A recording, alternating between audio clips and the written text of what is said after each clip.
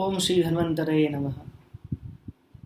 O Lord Dhanvantari, please shine something upon me so that I can reflect. Sarve api sukhina santu, sarve santu niramaya. Sarve bhadrani pashyantu, ma kasyit dukkha bhag bhavet. Myself, Dr. Narayan Shahani, consulting Ayurvedic surgeon and urologist. Presently working as medical director of Brahma Ayurved Multi-Specialty Hospital Research and Academic Center. Brahma Ayurved is India's first and only Ayurvedic urology center which is dedicated to Ayurvedic urology. I am practicing in the field of Ayurvedic urology since more than 15 years now. I am mainly managing the diseases of lower urinary passage. The most prominent disease of this area is urethral stricture, then bladder outlet obstruction, prostate enlargement, interstitial cystitis, recurrent urinary tract infection, recurrent multi-drug resistant urinary tract infections, etc. Today, in this video, I am going to discuss regarding this amazing branch, Ayurvedic urology, the most promising and amazing branch of Ayurveda. So let us discuss. In this video, we are particularly going to discuss regarding the disease urethral stricture or stricture urethri. In these pictures, you can see that urethra is basically a pipe through which urine gets out of the body from bladder to the outside. In this pipe urethra, different blockages are generated. Like here you can see a narrowing is there, one more narrowing here. Here also in this diagrammatic representation you can see a narrowing. So this narrowing is called as urethral stricture. To understand the nature of this disease, first of all we need to understand regarding the basic qualities or special qualities of urethra.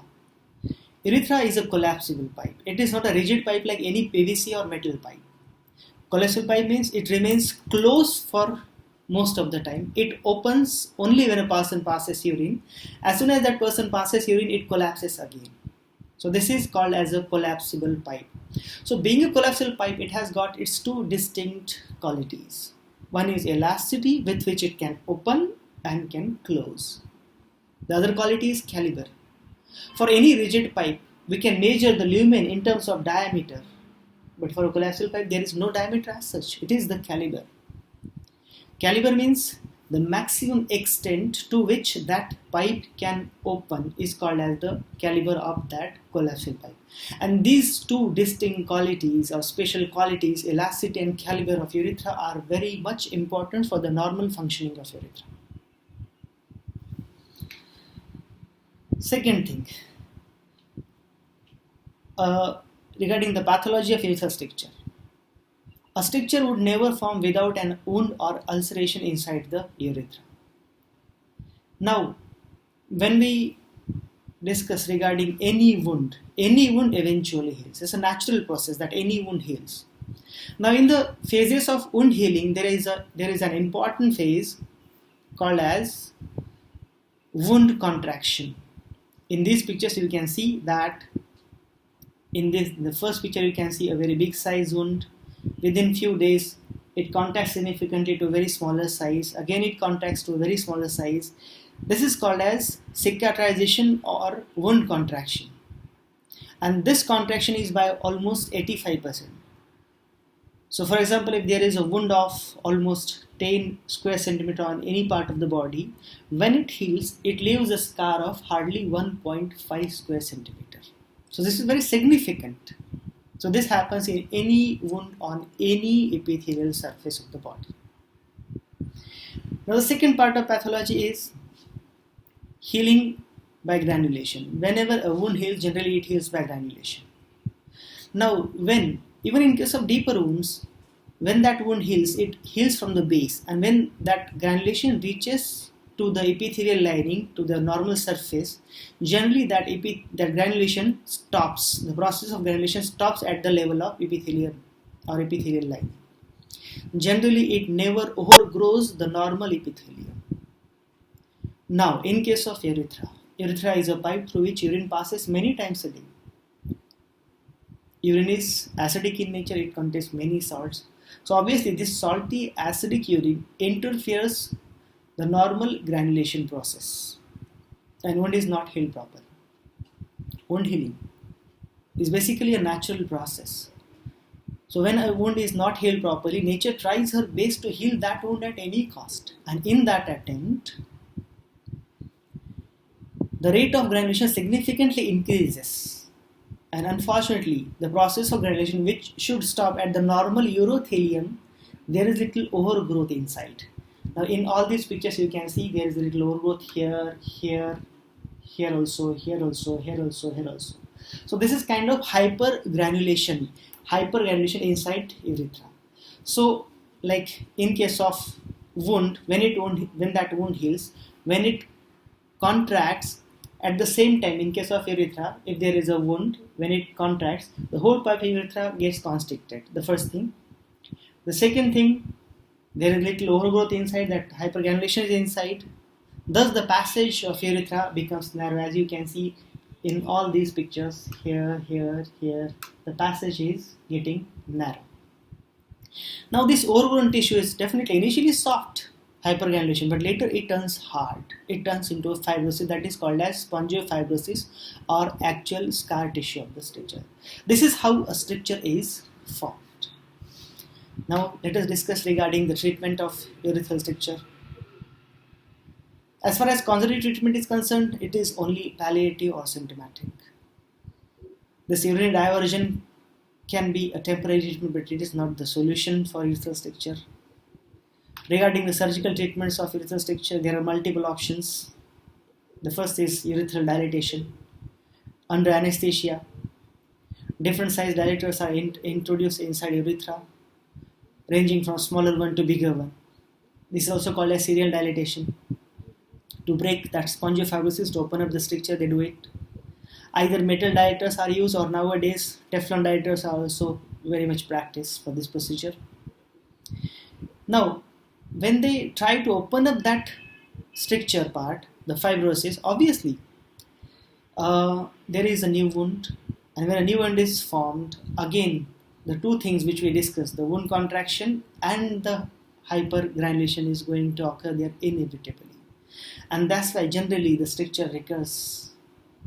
And for this purpose only, that patient is advised to come back for dilatation exactly after 1 year of the initial one. And it has to be done repeatedly. The dilatation has to be done repeatedly. And that's why generally the dilatations are posted near the birth date of that patient to remind that patient that he has to go for dilatation. And that's why the dilatation is also called as birthday dilatations. Regarding urethrotomy or visual internal urethrotomy or direct visual internal urethrotomy. In this, they introduce a scope inside, the cystoscope or cystourethroScope. Through that scope, either urotomy is used or different lasers are used to open up the stricture. The constricted part is cut open. Here you can see a small pinpoint, here you can see a hole, and it is opened up like this.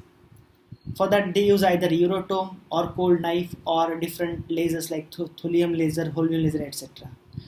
But even in this procedure, a new wound is caused inside.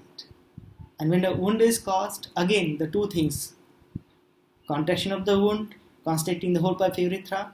Second, hypergranulation turning into fibrosis, scar tissue is going to happen there. That's why even after urethrotomies, different kind of urethrotomies, a stricture recurs within 1 year. That's why it's a common practice that most of the urologists ask that patient to go for clean intermittent self-catheterization, CISC. They teach that patient to use a catheter, to introduce the catheter.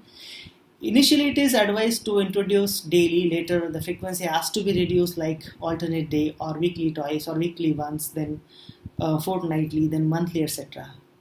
But unfortunately, it never goes like that. When a patient starts reducing the frequency of CISC, again the flow decreases, patient has to introduce it again. And unfortunately, the two things are there which are involved while performing CISC. Those are, first thing, CISC. Obviously, the way a doctor does it in the hospital, no patient is able to perform it back home properly. And there are chances that that person may introduce infection inside. And the second thing is that clean intermittent catheterization being a blind procedure, that patient or anybody never knows what that catheter is exactly going to do inside. And there are chances that that catheter may cause new wound or new scratching or new ulceration inside.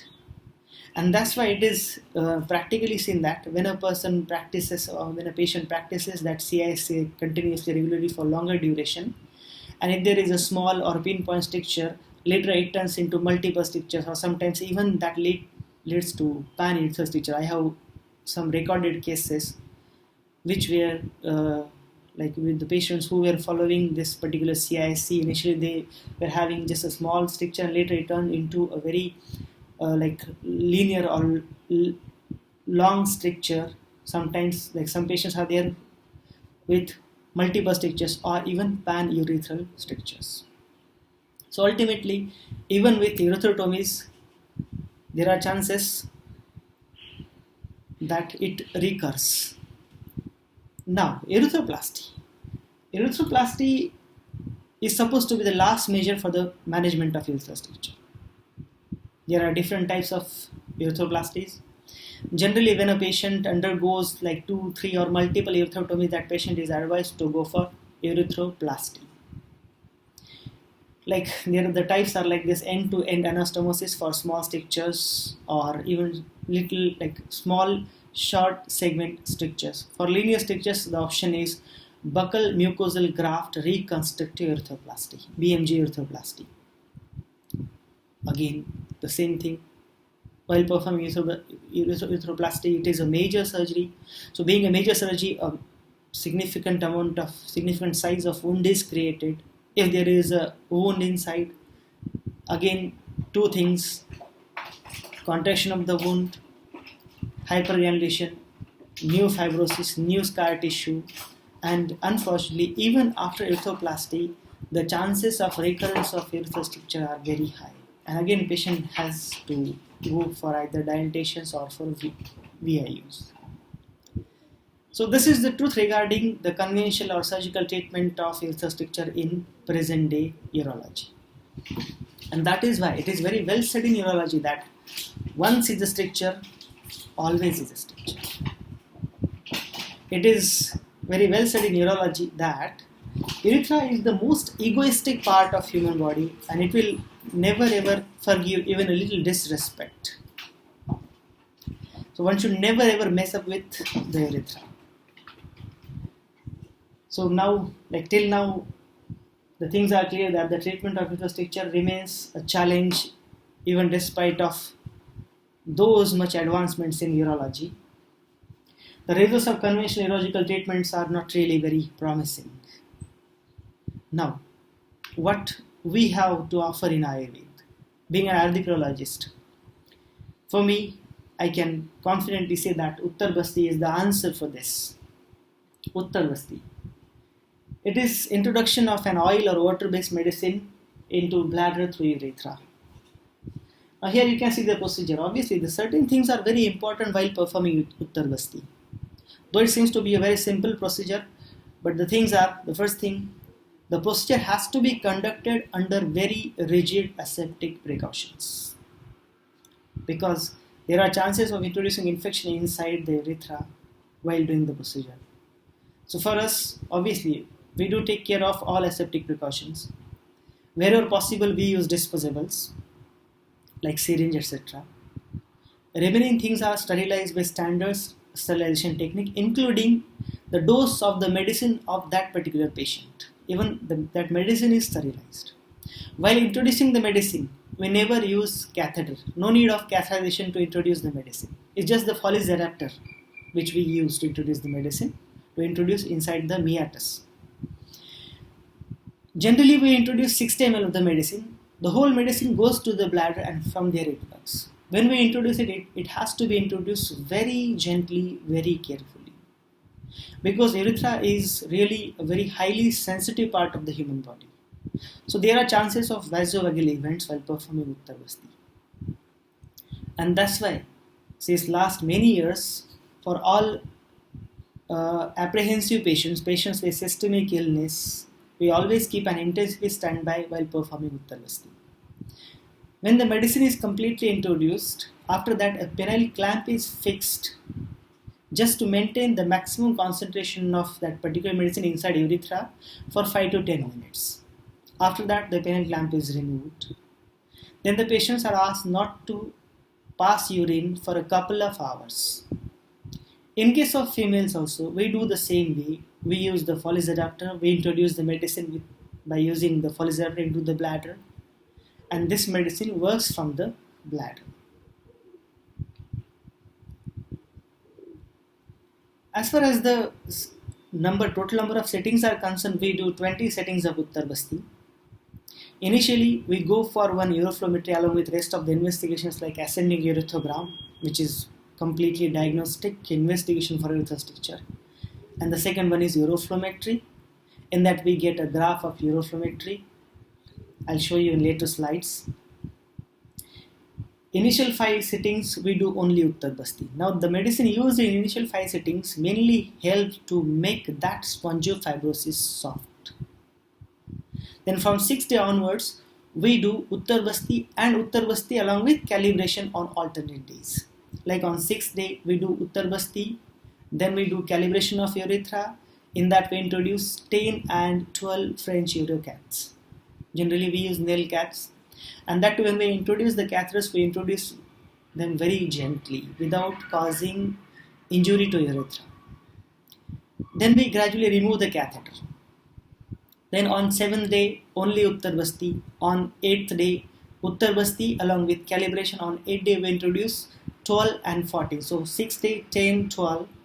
8th day, 12, 14. Then 9th day only medicine, 8th day, 14, 16, 9th day only medicine, 10th day. In this way, gradually we increase the size of catheter. Because when we are doing Uttarvasti, we are trying to restore the elasticity of urethra. At the same time, we need to restore the caliber of urethra. And when we are able to introduce 18 French catheter which is without resistance, that means we have achieved the normal caliber of urethra. Still, we introduce 20 French catheter, just to make sure that no fibrosis is left untreated. So this is how we do the calibration. On 14th day, after completion of calibration, on 14th day, we go for one uroflowmetry. Actually, clinically, patient feels the difference, the improvement in the flow as soon as we start the calibration. But this uroflowmetry is kind of evidence. So we have one uroflowmetry before coming to the treatment and one on 14th day, which shows the graph which is definitely normal. Then from 14th day onwards up to 20th day, we do only Uttarvasti. Now different medicines are used for each and every patient. The selection of medicine before the treatment is very important because every day different medicines are used for different patients according to the need of that particular patient at that particular point. Now the way we do calibration is like this. In this we do Uttarvasti, followed by we introduce anesthetic jelly inside. Then we introduce the catheter inside.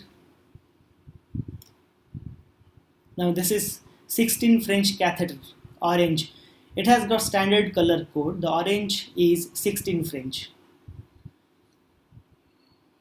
10 is black, 12 is white.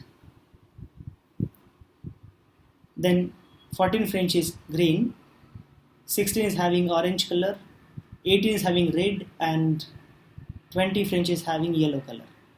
While introducing the catheter, it has to be introduced very gently as possible because we are doing it under local anesthesia. It has to be done without causing an injury. You can see when we remove the catheter, there is not even a little blood stain on the catheter. It is absolutely bloodless. So this is how a calibration has to be done. As far as the results of Uttarvasti are concerned, we assess the results clinically and by comparison between pre and post treatment investigations like uroflowmetry and urethrography or ascending urethrogram. The beauty of this treatment is the results are irrespective of the site, size, extent, and etiological factor of the stricture. Now let us discuss certain cases regarding urethral stricture. First case. I would say this is the most complicated and challenging case of my career till date.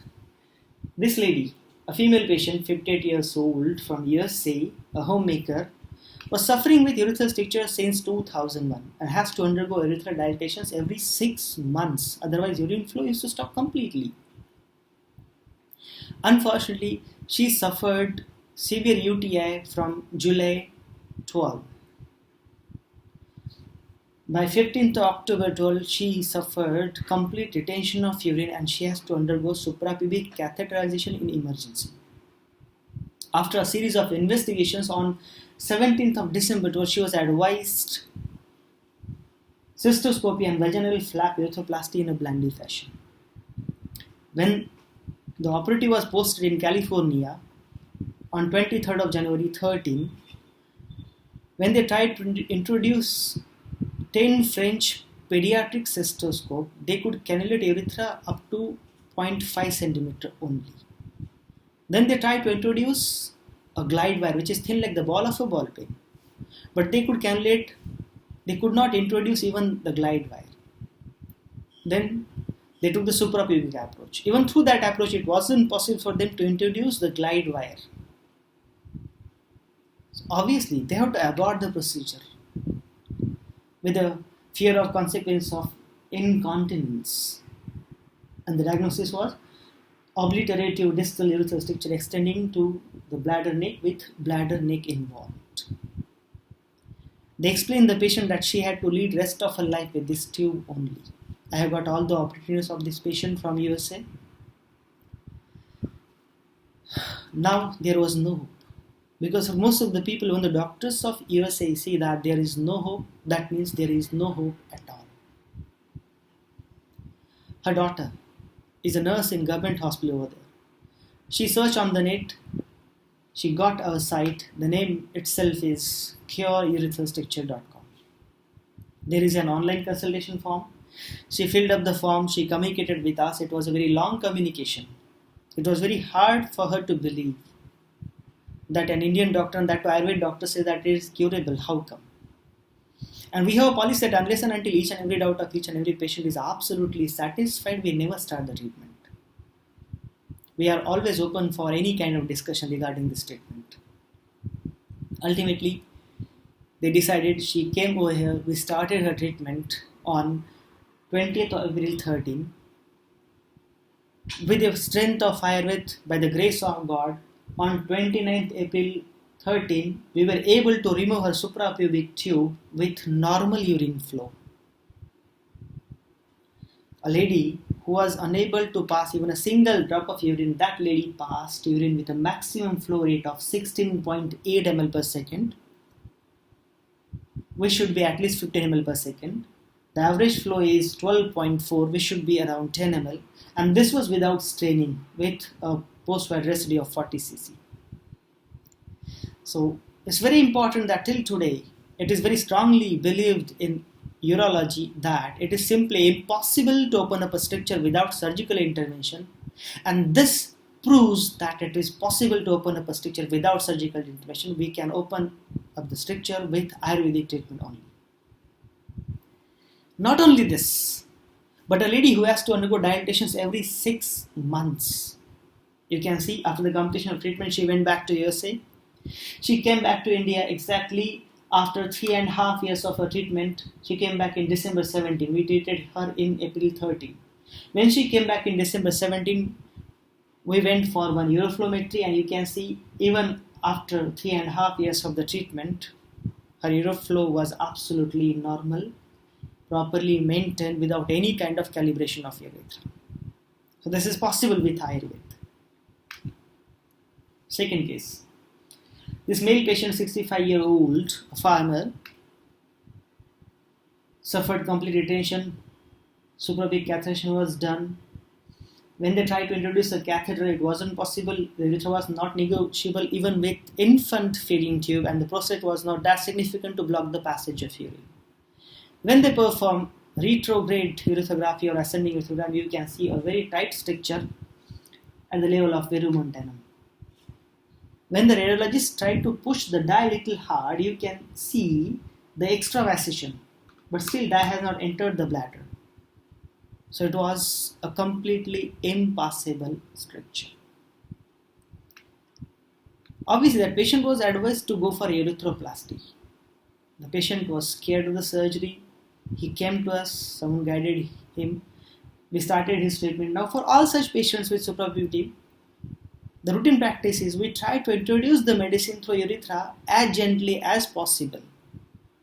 And the remaining medicine we introduce into the bladder through the suprapubic tube. Because, as I earlier mentioned, the medicine works from the bladder. Then, after introducing the medicine, we keep the suprapubic tube clamped. Now, after the completion of treatment, look at this patient. The stream of urine you can appreciate a free flow urine. A person who was unable to pass even a single drop of urine, that person passes urine with this flow, that too without straining.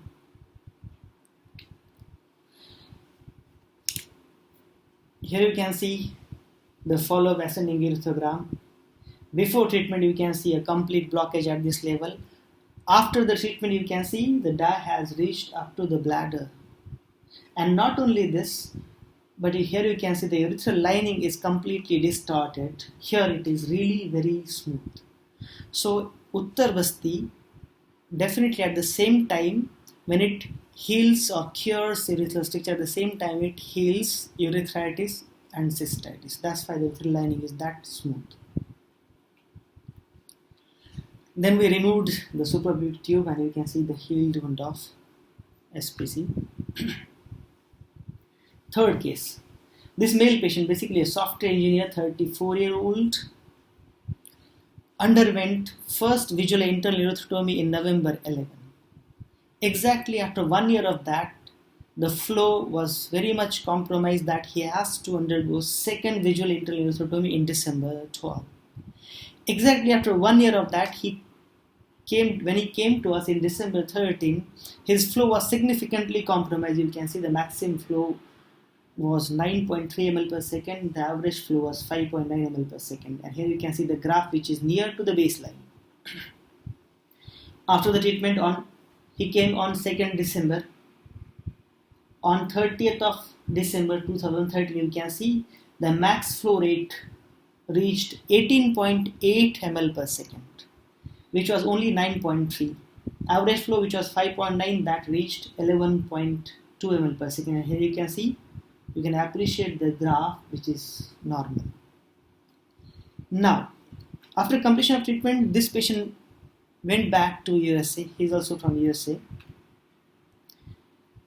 We treated him in December 13. Exactly after 4 years of that, in December 17, he came back to India. He especially came to see us. Even at that time, you can see that his uroflow was absolutely normal. Maximum flow rate 17.3, average flow rate 11.8. Here you can see the graph, which is normal. So this is the beauty of the treatment, that even after 4 years of the treatment, the uroflow of the patient is absolutely normal without any kind of calibration or treatment afterwards. Next case, a male patient, 54-year-old from Iraq, Kurdistan, a teacher by profession, underwent one cystoscopic surgery, visual internal ureterotomy, on 16th November 2013. Unfortunately, the flow decreased within 20 days of surgery with severe dysuria. When he came to us, you can see on 3rd of February 2014, his maximum flow rate was 1.6 ml per second. And average flow was only 2.2 ml per second. With significant amount of post-wide residue, first PVR is 230 cc, second is 170 cc. And you can see the graph is exactly with the baseline. Once we started the treatment, when we repeated the uroflowmetry on 17th of February 2014, you can see the max flow rate is 18.9, which was 1.6 ml per second. The average flow is 11.7, which was 2.2 ml per second. And the post-wide residue is insignificant. And here you can see the graph of aeroflowmetry, which is normal. So this is possible with IRB. Case 5. This 31-year male patient, you can see the medical history, underwent 3 laser VIO in 2001, 2003, 2004, followed by 1 urethroplasty on 22nd October 2005. Unfortunately, even after that, he has to undergo 4 surgeries, 4 visual internal erythrotomies and dilatation. And even after that, there wasn't improvement, and he was doing daily CISC, clean intermittent self-catheterization. When he came to us after those much surgeries, even at that time his flow was significantly compromised. It was only 6 ml per second, the maximum flow rate. On 5th of May, on 30th of May, after the completion of treatment, you can see that his maximum flow rate was 16.5 ml per second, average flow 11.7 ml per second, and here you can see the graph, which is normal. So this is possible. Case 6.